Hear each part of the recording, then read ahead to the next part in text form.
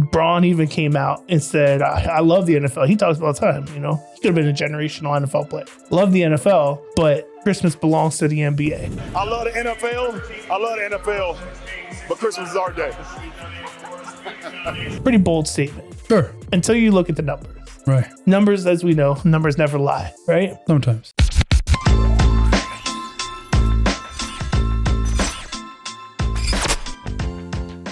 What's going on, everybody? Welcome back to another episode of the Think RBA podcast. It's your boy Ken, Hack, Mr. OK, Mr. Ayo, Sir.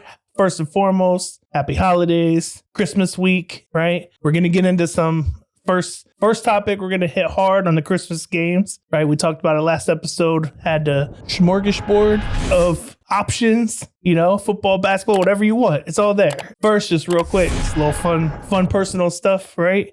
We're changing our recording schedule a little bit because when we normally record on Sunday night, me and D, his Christmas present, big Christmas present, given that it's not often that the Falcons travel up to DC. Right. We are going to the Sunday Night Football flexed game, 8:20 p.m., Landover, Maryland. Falcons Commanders in the rain. It won't be cold this time. Something about these rain games, though, that I cannot escape. Because in 2022 it was November. Right. And now it's just can we get a September game? There you or go. An October game? There you go. Right? Like at a 1 o'clock start. But those might be really bad games historically for you guys. Right?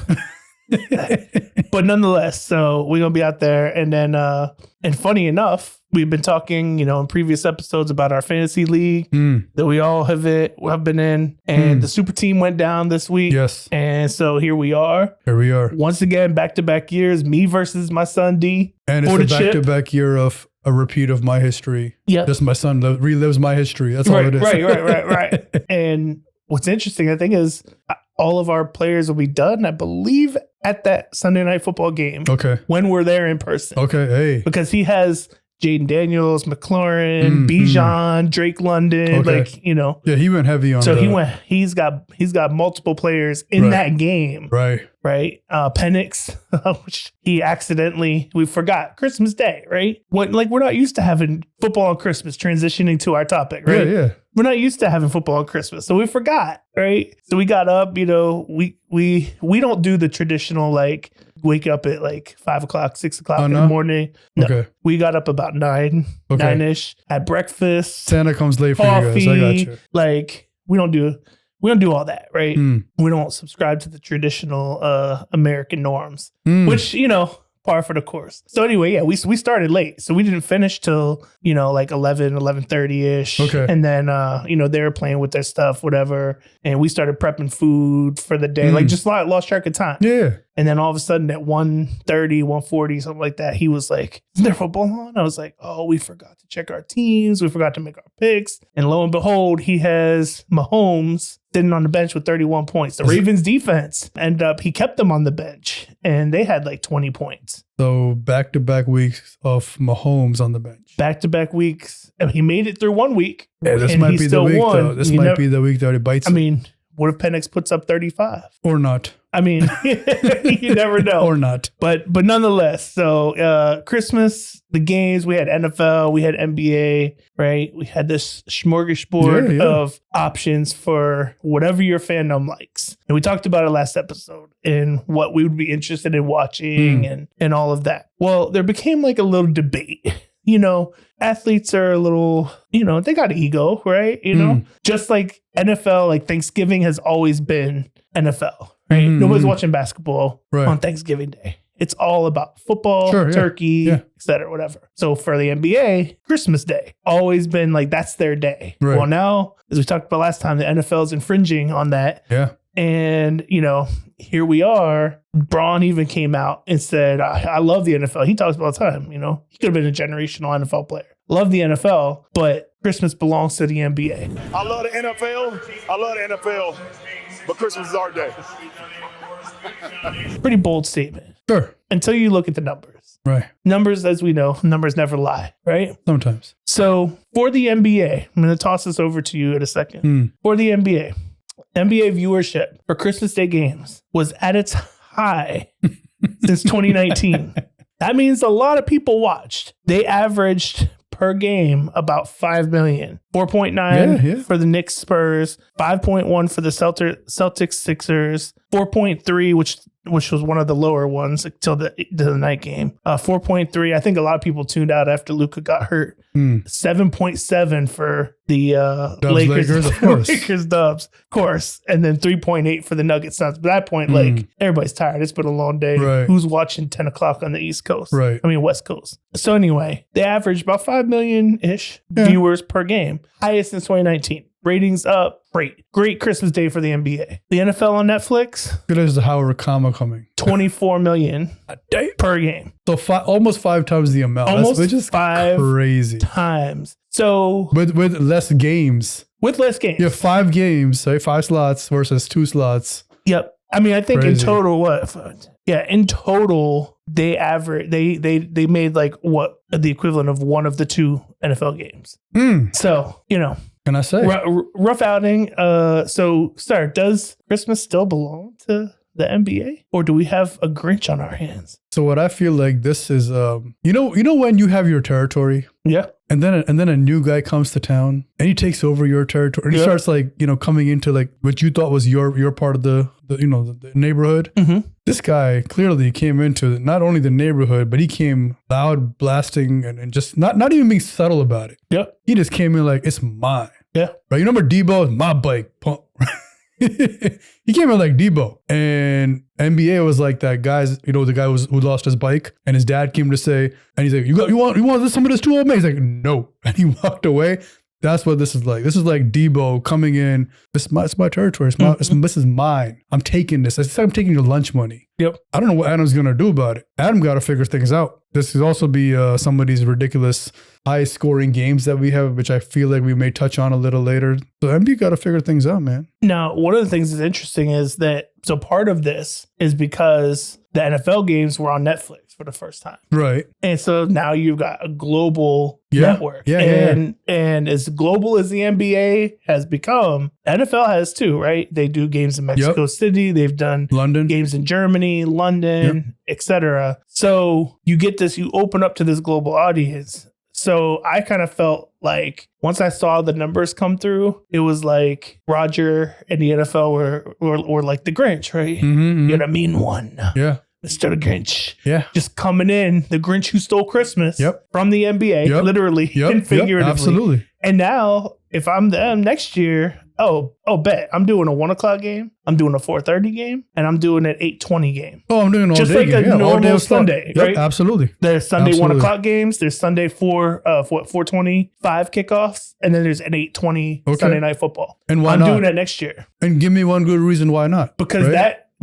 so Raven Texans was over right about the time right before Lakers started. Okay. So you could shift your attention, but like if you put Detroit, Green Bay, or like year, two good teams, like 2 top teams into that 8:20 spot. Oh yeah. Oh, you're done. Absolutely. No, I agree. You can roll out LeBron, Steph. You could put Michael Jordan back on the court again. The NFL's still going to dominate those numbers. I feel like this is also that much more embarrassing for the NBA in the sense that the NBA is a lot more global than the NFL is. Right? NBA, from a global standpoint, there are more people in the world playing basketball than football. So in that sense, that if you're thinking about it, the NFL is where? Just 30 countries, right? So far? The NBA is all over the world. Literally, right? You get all these foreign stars coming here, taking over, MVP candidates and all that. So this, like, the NBA really needs to figure things out because as of right now, not looking good. Not looking good. Especially when viewership has been down, which is crazy because in this particular case, their viewership was up. In comparison to themselves. Right. But in general, and again, we don't know what the breakdown is, domestic versus whatever. Right. Clearly, I mean, obviously we know that there's a lot more football fans than there are basketball fans domestically. So that contributes to, this as well. I also think it's easier because I don't remember if all the games were on, was it like ABC and then ESPN? No, I think they were all ABC slash ESPN slash whatever. Yeah. So with that being said, perhaps one of the reasons why viewership is down I think the NBA they have a franchise management problem. In particular, one team historically that has always struggled to manage their franchise, the Sacramento Kings. Okay. Who today fired the 2022 head coach of the year, Mike Brown. Very highly respected Mike Brown. Yeah. From the Cavs, highly respected for what he contributed on the Dubs and their championship runs. Yeah. And from what I gathered and some of the stuff that's been coming out throughout the day, they had him come in. He ran practice. He did his post-practice media. And then as he was getting ready to go hop a flight to LA, I guess for the next game, or they're getting ready to, that's when they did it. Supposedly over the phone. I don't know if that's been confirmed yet or not, but like other NBA coaches have come out in very stern disgust of the Kings and support of Mike Brown because he is highly respected. Yeah, absolutely. Now, Mike Malone from Denver, there's actual video, because he was doing his post-practice media, whatever. And he's like, I'm not on social media, but yeah, somebody told me. And he's like, I felt bad for two reasons. One, or how he said he's pissed off for two reasons. And one is because of Mike and how respected he is and how good of a coach he is. He said two, because I was also fired by that. He said two, who he works for, because he said he was also fired for, I guess, by that same person in front of the same franchise. Okay. And basically he just said it was classless. I mean, anytime you get an eviction notice, and that too under very unpleasant terms, Friday evening, right? I mean, it is classless. You expect a little bit more class and more, but again, I do remind myself, it's the Kings. What have the Kings done? What's their record and historically, what have they done? They've pretty much taken good teams, good players, and just almost like a waste of a career in essence when you go there. So I'm not surprised from the Kings, but I am surprised that even in this day and age, that's how we communicate and let go of adults. Yeah. Right? This is the kind of communication. We don't look at somebody in the eye, sit in front of them and say, hey, right? No, we're going to either text or you're going to find out over some other virtual means. But also too, even if they did do it face to face, why would you come in and let the man run a practice, do the media? Like, you didn't just all of a sudden decide, spur of the moment, we're going to fire him. If you knew that this was going to happen, make that decision the night before, right? And then bring him in the morning, right? Man to man, sit down, have a conversation, let him go address the team, correct? Identify who's acting, and keep it moving and keep it professional, keep it classy, right? But it's the Kings. The Kings. Well, and that could be part of the reason why the NFL has the problem. I mean, the NBA has the problems that it does, because NFL, they're not the only franchise. Right. Right. So we build up these couple of super teams, right? Which changes the competitiveness. We talked about it before last time, right? Who wants to sit and watch all 82 games? Like certain teams, you don't want to sit and watch, right? I don't want to watch. We don't want to watch the Wizards, the Kings, like some of these teams, right? Like, who's gonna sit down on a random Thursday night in February and say, I'm gonna watch the Jazz versus the Wizards? Only the fans would, right? Only those team fans would, right? No, I agree, 100%. So what does this mean for De'Aaron Fox, though? DeAndre Fox? Yeah. Same thing it meant for every other star that came through there. I'm gonna find a new team, right? Because I'm wasting my career here. What am I going to win here, right? Where's my career going? Like, what is the projected outlook? Right, like you're starting over now with like how many coaches has he had? Too many. And the other worst part of it is you're in the Western Conference, which is already stacked. Yeah. So now, like you're at the bottom. You're at the bottom feeding, right? You're at the bottom of the pile. You need to get out of there. That's. I feel like the Kings are like the Jets of the NBA. That's what they are. Like there's no positive. Nothing good's gonna come out of that situation. So for him, I feel like he needs to get out for his own sake, his own good. Do you know where he could go to be crazy? Atlanta. Oh, that wouldn't work well. We've already done the 2-point guard thing. It doesn't work. Yeah, it doesn't work. Correct. So no, I don't want every I love him in Atlanta. He's a great player, but like not how we're currently constructed. Got it. Him and Caro. That's actually a great point. Yeah, I could see that being him in Detroit with Cade Cunningham could be another one. Detroit's already matched their win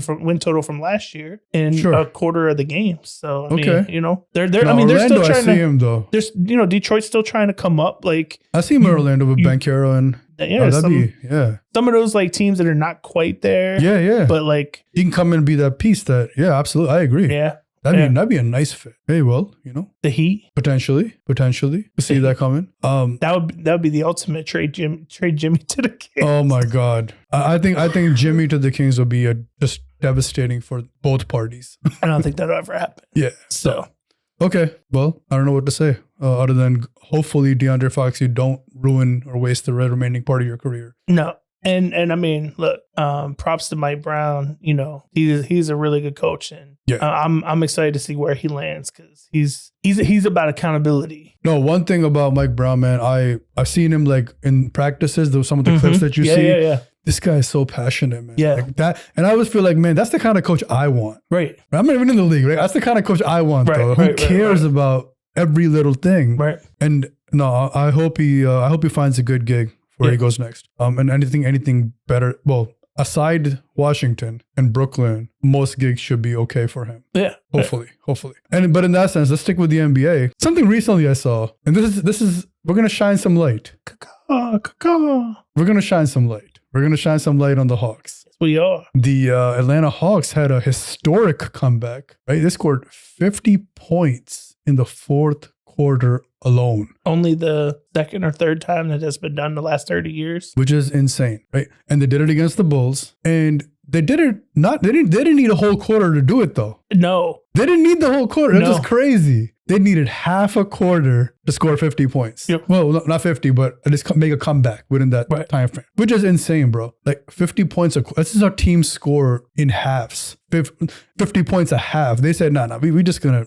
So my question to you is, are the Bulls that bad, or did the Hawks just go on one of those insane shooting streaks? Or was it a combination of both? There's no defense NBA. Well, it definitely was the no defense NBA. Okay. I don't even know if it was an insane shooting streak. It was just like, I think our rookie, he got like a foul that he didn't agree with, and he just got super jacked up, right? And I think that his emotion from that, which I think we challenged, from what I recall, I wasn't watching, right? Because I had already seen, we were down by 17 going into the fourth quarter. I was like, so from my perspective, this is how it went. I was looking at it. I was like, oh, we're down 17. We're finna lose this game.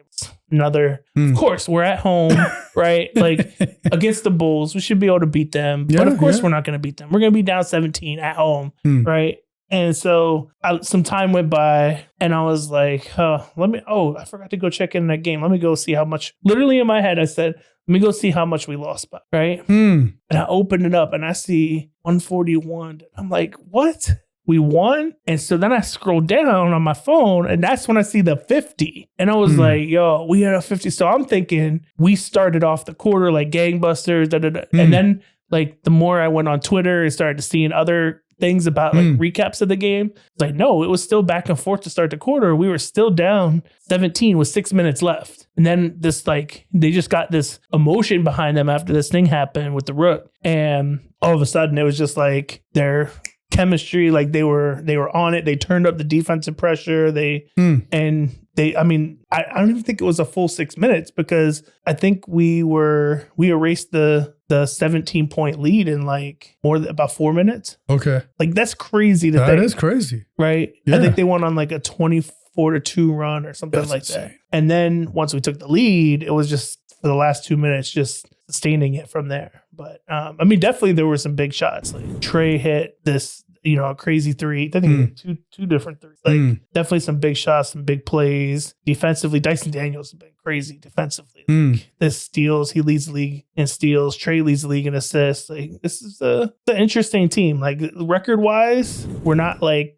we're not going to pop out record wise, but like it's a team of like versatile, young, athletic, long wings. They play defense, and then they like to shoot, score, and run the floor. But here's my ultimate question to you: if you were a team that happened to, how do you go back and like, what do you take? What do you do? How do you bounce back? Sometimes it demoralizes you. I think that's one you just got to flush it and say, okay, it's only happened 2 or 3 times in NBA history. It sucks that we're on that side of history, but it's not something that's going to happen all the time. It was a momentum thing. Like you can make up these stories to just flush it and then move on. There's no pride behind like how dare we let that happen to us? So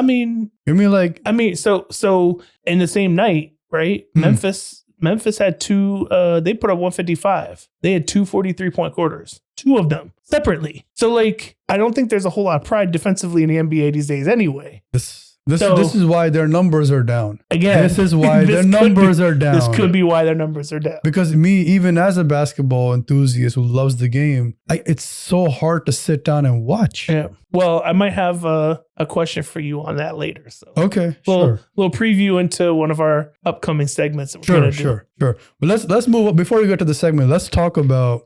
There's a lot of history. There's a lot of historical things happening in where you were, where you had your, I guess, collegiate years, right? That little neck of the woods is having a lot of activity lately, right? A lot of famous folks, some talented folks have decided to make an appearance there. Yeah, and want to getting more job offers and so forth. Mike Vick, we talked about last episode, right? He got a job offer there for Norfolk, one of the schools that I guess was your alma mater's one of our rivals. One of the rivals. And then you know what? Deshaun Jackson said, you know what? Hold my beer. Yeah, like, oh, let me get on this. I got next. Yeah. I got next. And he said, I got next at your alma mater, bro. Yeah. Your alma mater. Yep. Not even just a rival school. The Dell State. Yep. So, sir, when you heard that, how'd that make you feel? And what are your what are your thoughts now on where this can go? And one of my, former college roommates had posted something. It was the first thing in the feed, and I was like, "Is it the same Deshaun Jackson?" Yeah. So I'm like, "All right, let me go to Twitter." I go to Twitter. Okay, Deshaun Jackson's trending. Look it up. Sure enough, blue, gold check mark, whatever, confirmed. I was like, okay. First of all, I never would have thought of Deshaun Jackson as a coach. As a coach, like right. As a head coach, yeah. I didn't even know that was something that he wanted to do. Apparently, he's been wanting to coach at an HBCU, so it's gonna be very interesting. I don't know. It's just I don't know that. You don't see the fit? No. I mean, don't get me wrong. I think at a school like Dell State, yes. Right? Because he can attract, he gives the name value, the presence of like being able to attract talent to like, oh, this guy, is a however many year vet, NFL vet. As a top player too. He's a top player across the league. Like he's been there, done it, etc. Like, especially if you're a receiver or a skill player, right? Like you can, I can definitely go learn, or even just anybody, just go learn how to be a pro, how to approach the game like a pro. I mean, it can't get any worse. We were 1-11 this last year. Oh, I think the year before that we only had like 2 wins. So like can't get any worse than where we were at. Okay. Right. It's just one of those weird like, oh, I just wouldn't have pegged him as a head coach. Not saying he's going to be a bad coach. Just not where I would have pegged him in life. Right. Got it. But that's why you don't judge books by their cover. Right. Yeah. So you're going to be going to a game when he plays Vic. Absolutely. When that game's going to be crazy. So First of all, we talked about it last episode, right? I have somebody close to me. When I talked to him about the Vic thing, that was the first thing I did. Was like, oh, Vic is gonna be there. We gotta check out that game. Well, then I sent this over, and they were like, wow. And I said, let me go look. So they alternate years, whether they're at Norfolk or at DSU. Well, they're gonna be. They should be. If the pattern held up, they should be at DSU this year in Delaware. Okay. Vic versus. Oh, it would be crazy if that's a televised game. From Dell State, I'm trying to schedule that as the homecoming. Oh, absolutely. Game. Like that's got to be the homecoming game. Gotta be. You gonna be there? Oh, without a doubt. Yeah. Okay. Yeah, okay. And both of us are gonna. He and I are gonna go. Okay. That's awesome. He'll be in his Norfolk colors. I gotta get me some Dell State gear and. I'm definitely going to be there for that. Okay. Well, be the first time I've been back. Well, what better time to be back? Man, I'll take D with me too. There you go. You got a lot of excitement, a lot of hype. Yeah, it's a different experience. Correct. But yeah, Deshaun Jackson versus Michael Vick, who were teammates together. Yes. That's the craziest. Man, I think it might be televised. Yeah. For sure. That should be. The other interesting little tidbit, now that more information has been coming out. So Dell State, in their search, they broadened it up. They were looking for name value. They had interviewed other people too, like Chris Carter. Okay. Another former, so they were looking for like an NFL caliber quarterback following in the footsteps of the Deion Sanders and the Eddie Georges. Nice. Like it's going to be an interesting trend moving forward to see if you can get some of these, big name players who want to get into coaching to these programs. Now, the flip side of it is you've got other coaches that are grinding it out as coordinators and assistants that don't get the opportunity when you've got somebody who's never coached before coming in. The name value. But again, like it's the name of the game. It's their status. It's like podcasting. Right? When this the name value comes in, and suddenly the crowd goes that way. That's what happens. So it's a grind, it's a struggle, but the grind is real. The grind is definitely real. So no, I'm excited. I look forward to seeing the reaction and just your take on when that game happens. I want to see what the staff looks like. I want to see what players he brings in. Like, definitely gonna be keeping an eye out. Look at your school making moves. I know. Look at that. Come on. So congratulations. That's more happy holiday gifts. I mean, I would have preferred Vic, but I get it. I get it. You could take the next best, right? Yeah. Right. So yeah. All right. Well, in light of that, let's take a little bit of a slight change of course here. Okay. And let's actually do a segment. Let's play a game this episode where we kind of go back and forth at each other. We throw some situations at each other and kind of rate them from I call the term deep or not that deep, right? Is the situation I'm about to put in front of you, is it deep or is it not that deep, right? And we can just keep it moving. And if you want to go a little bit deeper, you want to dive a little deeper into it, floor is yours. If not, we just keep it moving. Huh? It's not that deep or not as deep. Cool. All right. So I'll go first. I brought my blue book. Your little handy dandy notebook. My blue book. All right, I'm a high five like Steve you. from Blue's Clues. I don't know who that is. My handy dandy notebook. I just know that I'm not LeVar Ball who can have a iPad in front of me, so I had to go old fashioned, pen, pad. Well, I mean, last episode you had a laptop. Did I? Yeah. You were truly LeVar Ball. So let's go. I will throw the first one at you. And this one is allow fans to vote on eliminating one rule from a sport. And it would just be like a popular vote. Like, how would the one rule be determined? The one rule? Like, would they put like, you get 5 options and everybody votes on one? No, so this is just getting into details now. I know. But I will say right off the top of the head, what I'll say is you put it out there, whatever rule that the fans want to eliminate. The top 5 most, I guess, rules that fans want to vote on against, those are in the running. And then you do a final count. This is the rule that we go eliminating. No, not that deep. Not that deep? I wouldn't do it. So let me take it to a next step with you then, a next level. If there was a rule that you would want to eliminate from the game, is there one that you see that will make the game better, in your opinion? We talking about football? Football, sure. Or basketball, whatever you like. Well, I can't talk about the basketball one. It might interfere with an upcoming question. Okay. But on the football side, I would just say I think that pass interference should be not pass interference. I think there should be more reviewable plays. Okay. Because I think there are some really bad calls that determine the outcome of games that should be able to be reviewed, and then they're not. Okay. Interesting. So it's not necessarily a rule change. But a modification of the rules. But they don't want to do that because they don't want to slow down the game and blah, blah, blah. But at the end of the day, like, you're changing outcomes. I'd rather watch, an extra 30 minutes of football than to drastically change the outcome. Got it. But more fair play. Yeah. Got it. Okay. Interesting. Well, sir? So on the topic of football and your old team, you're even wearing their colors right now. The New York Football Giants, their former player, Saquon Barkley, is on the brink of potentially breaking the all-time rushing record. Okay. I think he needs like 230 something or 260 something yards. Forget the exact number. Over 2 games. Okay. All right. No Jalen Hurts. Out with a concussion. They're definitely going to have to rely heavily on him. Washington just beat them. I don't remember who won the earlier game. They definitely have to win this game coming up, right? If they want to keep the division. Because if Washington were to beat us, they get creep to that thing when then tiebreakers come in and all of that. So needless to say, they're probably going to rely on him a lot this upcoming game. But the last game, if let's just say they have the division locked up, right? Don't need to win the game, don't need to lose the game, doesn't matter. But Saquon is, within striking distance, 100 or 120 yards away from that record. And they're playing the New York Giants. Okay. In that final game. Okay. If you are Philadelphia, if you are Saquon, is it deep or not that deep to go for the record against your old team? Now you're asking me. I'm asking. So for me, so this is a very it's like a loaded question in this. It depends on the kind of person you are, right? The personality that you have. Oh, I'm asking you. So, for me, if you're the coach, do you rest him or do you put him out there to go get the record?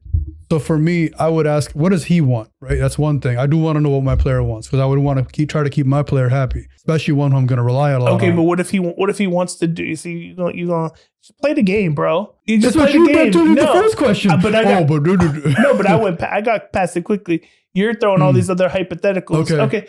Even if he does want to do it, putting him out there, he could have a season-ending injury. It doesn't mean that you need to do what he wants to do.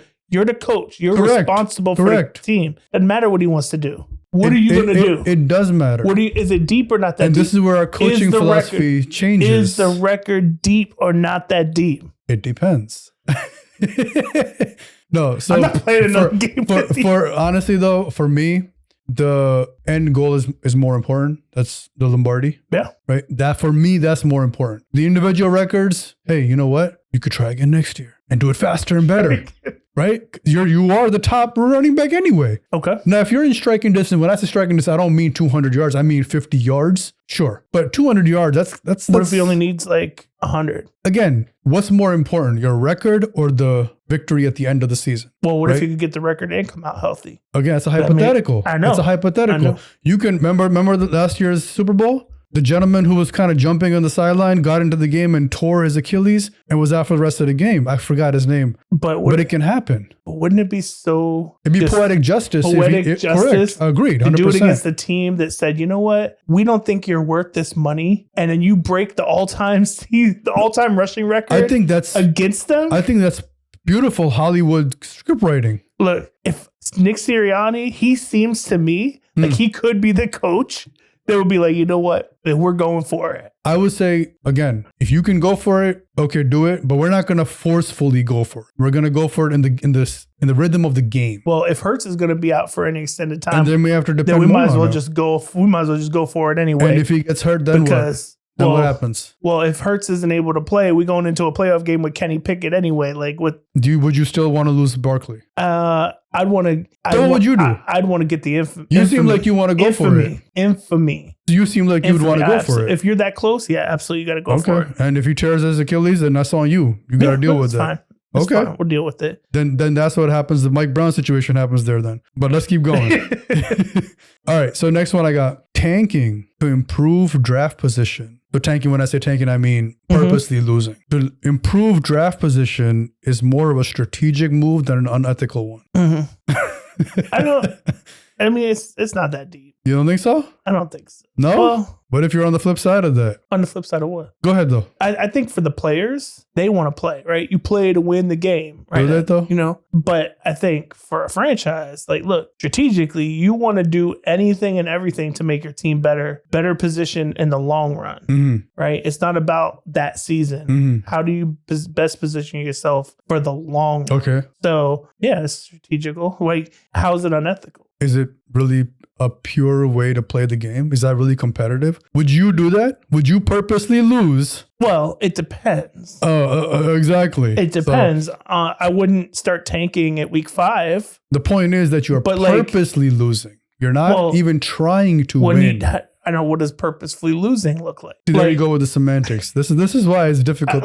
I'm not going to take my quarterback and just have him hike the ball and throw it out of bounds every play, right? I'm still going to. You remember when Greg Popovich sat down all 4 of his stars or 5 of his players, and that caused an uproar in the game, and now we have this thing called load management that stemmed because of that? Yeah. I mean, no, if we're completely out of it and we have the opportunity to go right now, right? In the NFL, this is one of the craziest potential top 10 draft boards because 4 and 13 right now potentially gets you the 8th pick. Whereas last year, 4 and 13 was Washington with the 2nd pick where they got Jaden Daniels. Okay. So like if it's the last 2 weeks of the season and it comes down to the difference between getting the 8th pick and getting the 2nd pick, I'm resting those guys. We have nothing to play. I want to put my younger guys in the game, get them some reps, develop them because we have nothing left to play for. And then that will most likely lead to the result that I'm looking for, which is to get a higher draft pick. Okay. So my only caveat to that would be it depends who's coming up in next year, right? Because if you don't have any top tier type players coming in the next year, but if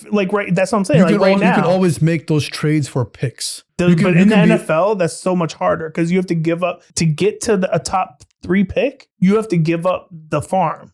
So that's NFL. I'm talking basketball. I know, but right? For me, I would be the Oklahoma Thunder in that situation. That's a little different because the NBA treats their picks like it's like they're nothing. Correct. It's different. But like in football, right?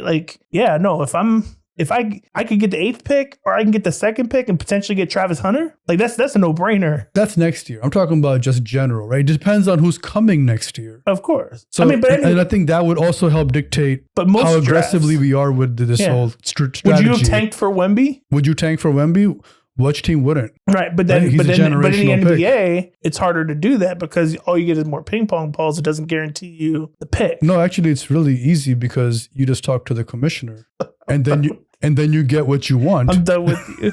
I'm done with you. Go ahead. Next question, sir. So while we're on that topic of the NBA and their ratings and speaking to the commissioner, we've talked about a little bit this episode about the NBA's ratings being down. When you talked about the rule changes, this is the one I didn't want to conflict with. I saw something where somebody said we should bring back hand checking and physicality because the players are bigger, stronger, faster now than they ever have been. Okay. So we should bring back some of the hand checking and physicality that will improve the quality of the game. And the question is that deep or not that to make that change? So if you do that, essentially what's going to happen is you're going to get back to low scoring games. And with low scoring games, it's already been proven that people don't want to see that, right? So they want to see movement and scoring. And that's kind of what the surge of this new NBA led to. That whole Steph shooting from the park and these people just scoring an insane amount of points or the ability to score 50 points a quarter. Right now we're sitting here talking about it. Now, had that been 12 points a quarter, no one wants to watch that game because no one's scoring. I might as well just go to the park and watch a bunch of bums play. Because they're not going to score at that rate, right? Technically. Yeah, but I mean, perhaps you bring it back in a way that, and you officiate it in a way that you don't have 140-point games, but you also don't have 89-point games. Sure. You have 110-point games. So where you got the offense, but you actually have a commitment to defense. So now what we're saying is that we should give the refs a little more power with the whistle to make sure that we reach these numbers in between versus letting the game naturally play out the way No, I mean, I think, again. But they don't let it naturally play out the way that it plays now because you get Giannis who just gets the ball at the paint on one side and he just runs full speed through somebody and they call a blocking foul. Like that's not the game progressing naturally the way it's supposed to. Then that's his style of basketball, which a lot of players don't respect. But that is the thing. If you bring back the more physicality part of it, you start to call those fouls because you're not softening the game. Giannis can't be touched. I felt like the game got softened when we got into this whole like flopping and acting situation where a lot of these players started acting the flop. But also when they got rid of hand checking, that's really when it happened. Hand check, physicality, but this whole concept of not playing defense. How do you correct hand checking is not going to fix the not playing defense situation. Well, yeah, because you can play defense tighter. If you want to fix defense and people's intensity on defense and pour our effort into it, hit them where it hurts. Find them. Hit their pockets. How are you going to do that, though? You got to figure that out. But how are you going to come up with a metric that... Whatever. That's the NBA's problem to figure out. That's not my job. I don't get paid for that. But you got to... That's the part that needs to get fixed. And you got to find them. So like load management, right? That Spurs team got fined for doing that, what they did. Yeah, but when we get into this hacker whoever, that should be fined. But I think you shouldn't be able to get away with these. But those are different topics. The core of the question is if we bring back hand checking, right? We bring back a little bit of more of the physicality of the game, then the games would be a little bit more enjoyable because We don't have to watch these guys just basically not playing defense because they're scared to touch, scared to breathe around Steph Curry without getting a whistle. It's like quarterbacks. You can't breathe around them anymore. You get it's some sort of. No, I agree. Right. So in that situation, what I'll say, I'll answer it half deep. Where I will say the physicality, yes. Hand checking, no, absolutely not. But with the NFL, though, I will say with the quarterbacks, it's easy to say that, but there is conscious effort where I've seen some that have been where they've thrown the flag and they pick the flag back up, and after they conference, they because they have the replay assist that'll be watching it real time while the refs conference, so you don't have to go to a full blown coach's challenge, and they'll be like, yeah, no, he really didn't, like, it maybe in full speed it looked like he landed on him, but he really landed to the side, and they'll pick up the flag and overturn it and just say no penalty. Like there are still some, sure, but it's nowhere near as egregious as the play-by-play in the NBA where nobody's willing to play defense because if you touch somebody, it's going to be a foul. No, I 100% agree, which I feel like the physicality can come back, but the hand checking, I'm not a fan of that. Never was a fan of that. And it's look, that's RBA, man. No, I'm not hand checking is not basketball. Basketball being physical, sure. Well, this is hand not checking basketball. This is a scrimmage. I mean, they're running full speed into somebody and that's him though. Not every player does that. Well, no, but Trae Young is not doing that to anybody. So no, Trae does the whole run and then stop and then somebody's on his back and they run through him. That's the same different. thing. That's different. You're not running into somebody. D-Wade did the same thing. He would run full speed. So what D-Wade did was he did the side jump, which is not a normal shooting motion. Correct. They should have fined him for that. And they got him. I think they just need to bring back the physicality. I 100% agree. And then maybe people will watch, but people don't want to watch this exhibition G League showcase. Pretty much. Well, should we do one last one? Sure. All right, I'll keep it quick. Let's just make it real quick. AI coaches would outperform human coaches in strategy and decision making. No, not that deep. No? No. You see that as a upcoming future? I mean, like, not in our lifetimes. Okay. Maybe in our kids' lifetimes. I don't know. But like, okay. Yeah, they might have all the data, but you still, unless you have robots out there, you still have a human factor that you have to account for. Okay. And I don't think they'll be able to account for that. Okay. So my last one then, oh man, I had two good ones. Okay. So let me go to this one. This will ended on a fun note. Sure. So I don't know if you've seen, and we can pop up the graphic on the screen, that both the NFL and the NBA have dabbled in co-broadcasting games as cartoon characters. Yep. And they're playing the game live, right? So I've seen like Toy Story version, the NFL, but most recently for the Christmas Day game, Spurs, Knicks, was it Mickey Mouse? Mickey Mouse and Goofy, whatever. Right. And then Miles Bridges was Donald Duck. Oh, boy. And he had 40 points. Yeah, he did. And so like there's this clip out there on Twitter of Donald Duck hitting his three and doing the sound. Yeah. Oh boy. So, look, is that the way to get kids engaged in a game? Is it deep or not that deep? I mean, I guess for the purpose of what they're trying to accomplish, I guess, sure. But even then, you kind of have to, because some players, for example, would you want Donald Duck, I know exactly Goofy, or somebody doing the Sam Cassell dance and then making that a cartoon? You and I would probably. Would you want your kid to see that and be like, what is he doing? So I'm just like, I'm waiting for the first game that is broadcast like that has like an NBA fight, a scuffle. Oh boy. I want to see Mickey and Donald square. Oh my God. Bro.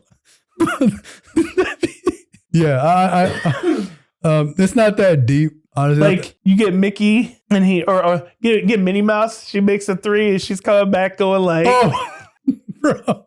Oh my God. Or how about Goofy doing the silencer? Doing the silencer.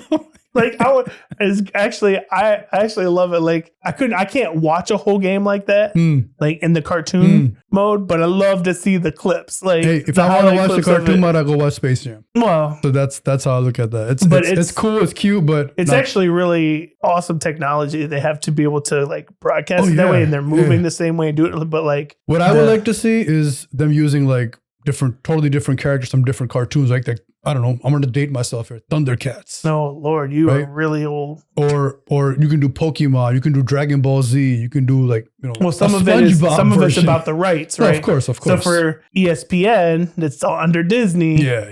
It's easy to get the rights to those things. But yeah, no, like, I mean, imagine SpongeBob coming down doing the silence. You know who would be the best to do the Sam Cassell dance? Oh boy, Patrick. Oh, Patrick. Oh my god. Oh, okay. That would we have completely digressed. But hey, maybe that's how we get the next generation. Maybe into basketball. Possibly. You know, it's very different watching it like that versus, you know, like maybe your youngest would watch the Mickey Mouse version. I was just thinking about that. He'd probably want to watch like the Spider-Man version, the Marvel version of that. Yeah. So hey, that might be the next one. So. All right. Well, appreciate it, sir. And with that, we remind y'all to follow us, Think RBA, everywhere, Instagram, YouTube, all that, Twitter, TikTok, everywhere. And until next time, we appreciate y'all for tuning in. Peace.